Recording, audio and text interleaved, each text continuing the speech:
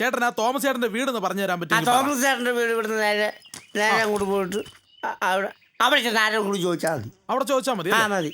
Okay, അവൻ ചോദിച്ചു Thomas ചേട്ടന്. Thank you. ആ ശരി, താങ്ക്സ് എന്നല്ലേ പറഞ്ഞു? അതെ. ആ ശരി. 12. ചേട്ടനെ കളിയാക്കുവാണോ? ചേട്ടനെ കളിയാക്കുവാണോ ഒന്ന്? അല്ല, ചേട്ടൻ എന്നെ കളിയാക്കിയ പോലെ എനിക്ക് തോന്നി, അതുകൊണ്ട് ഞാൻ ചോദിച്ചത്. നിന്നെ കളിയാക്കൊന്നും അല്ല. പിന്നെ എനിക്കിപ്പോ പാലത്തിന് 12 എന്ന് പറയാൻ മേലെ? പറയാം. ആ പിന്നെ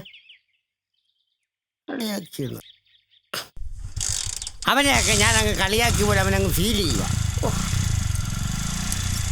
12.